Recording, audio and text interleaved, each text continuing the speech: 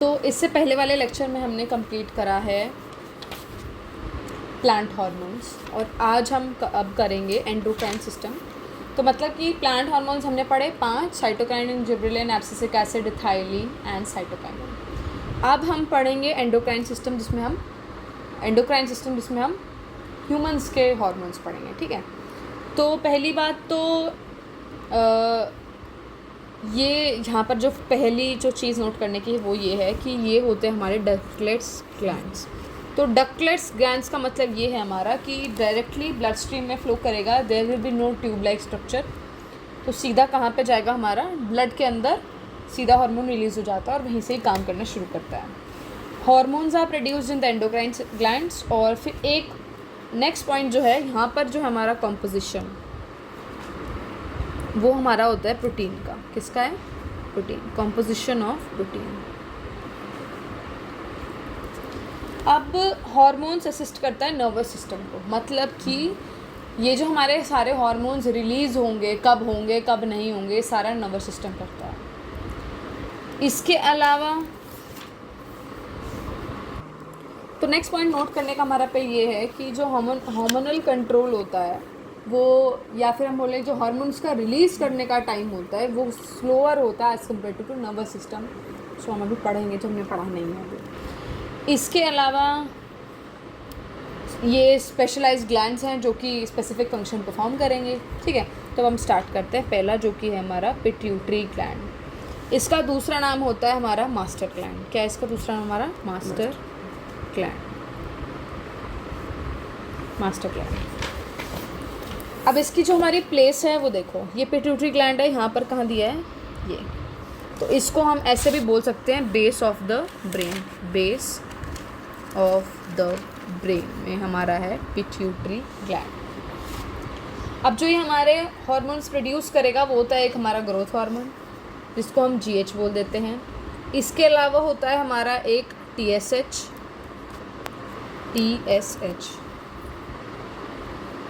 जो कि होता है हमारा थायराइड स्टिम्युलेटिंग हार्मोन। और इसके साथ साथ हमारा है FSH जो कि हमारा फॉलिकुलर स्टिम्युलेटिंग हार्मोन।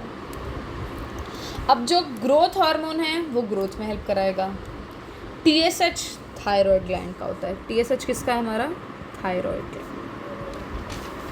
मतलब रेगुलेट करता है कितना थायरोक्सिन हमारी बॉडी को रिक्वायर्ड है, functioning of the thyroid gland. And FSH जो कि फीमेल्स की बॉडी में ओव्यूलेशन के टाइम पे हेल्प कराता है, फॉलिकल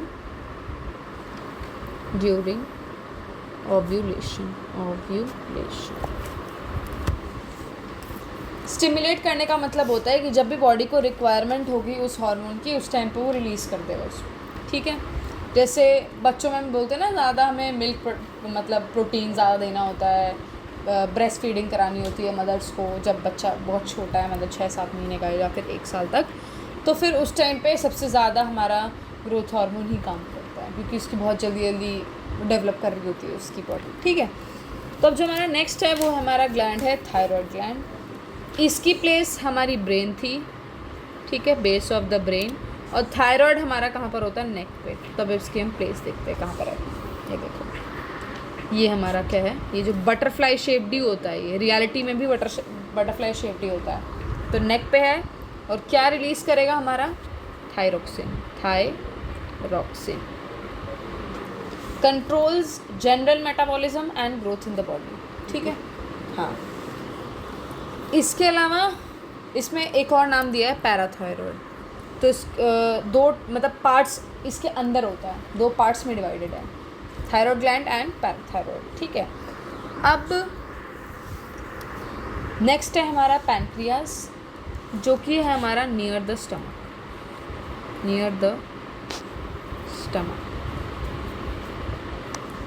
हार्मोन क्या रिलीज़ करेगा? इंसुलिन।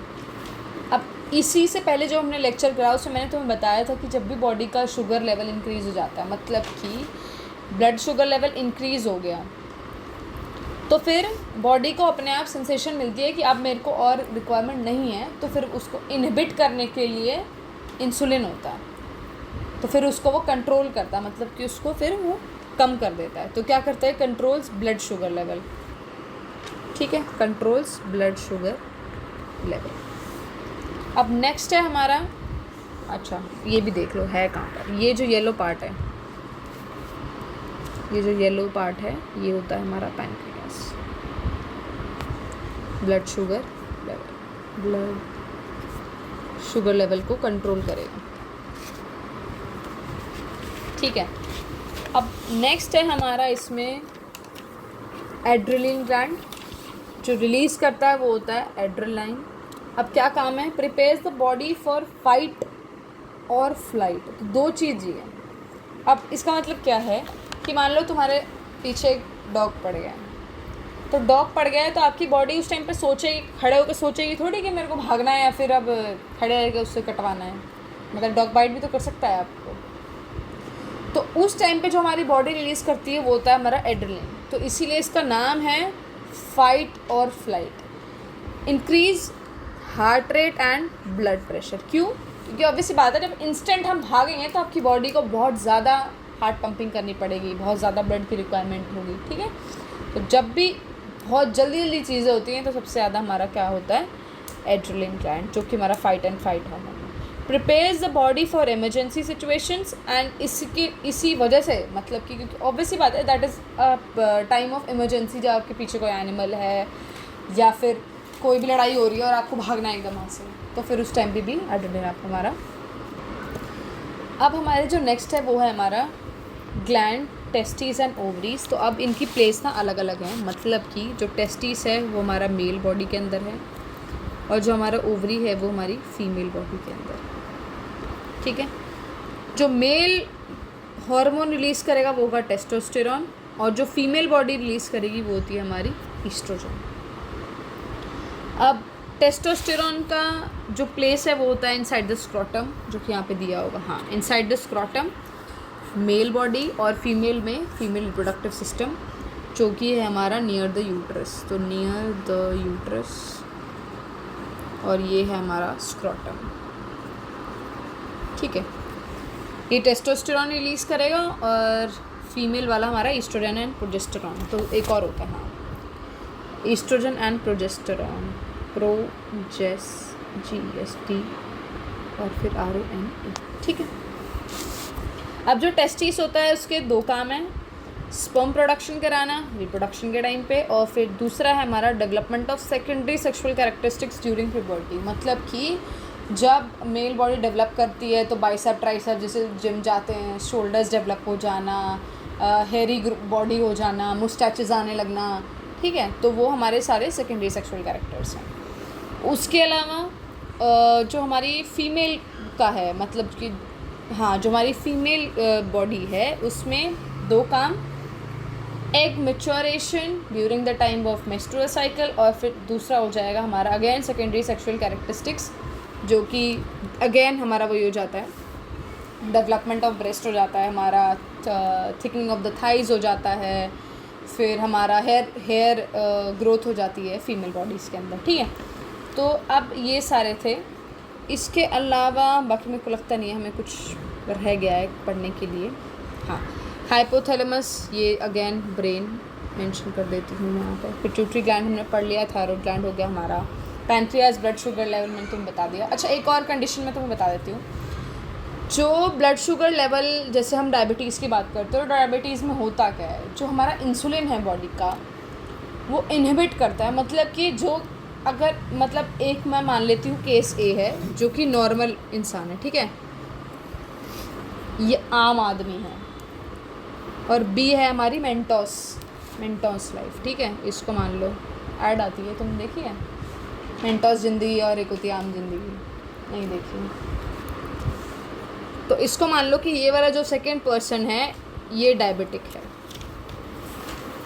तो अब नॉर्मल पर्सन के पास इंसुलिन नॉर्मल प्रोड्यूस हो रहा है, तो अगर इसका ब्लड प्रेशर, जो ब्लड शुगर लेवल है, ठीक है, जो ब्लड शुगर लेवल है वो इंक्रीज़ हो जाता है, तो इंसुलिन क्या करेगा, इसको स्टिमुलेट करेगा कि भाई नहीं, अब मेरे को ज़रूरत नहीं है, अब तू मत बन।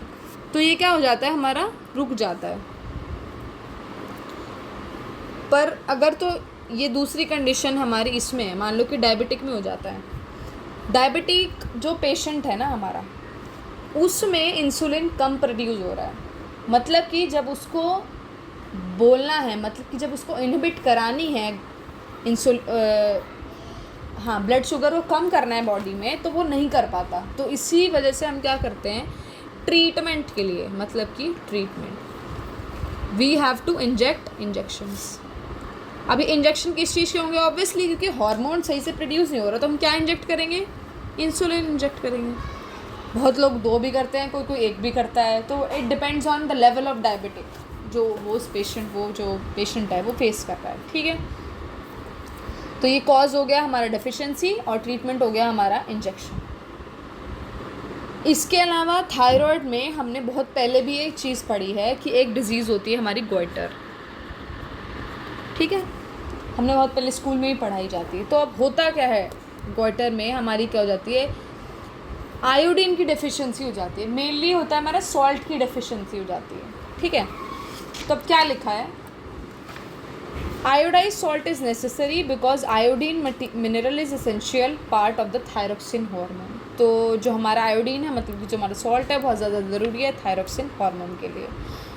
तो अब हमारे लिए कंज्यूम करना नॉर्मल सॉल्ट बहुत ज़्यादा ज़रूरी है, ठीक है, क्योंकि वो काम नहीं कर पाता। फिर थायराइड ग्लैंड काम नहीं कर पाएगा, तो फिर आपको जो कार्बोहाइड्रेट्स, प्रोटीन और फैट की मेटाबॉलिज्म है, मतलब कि उनका जो ब्रेकडाउन है, बॉडी प्रॉपर्ली नहीं कर नहीं पाएगी। तो जिसकी वजह से हमारी जो बॉडी में ग्रोथ, जो हमारा थायरोक्सिन रिलीज़ हो रहा है, वो बैलेंस नहीं होगा, मतलब कि वो सही से काम नहीं कर पाएगा अपना।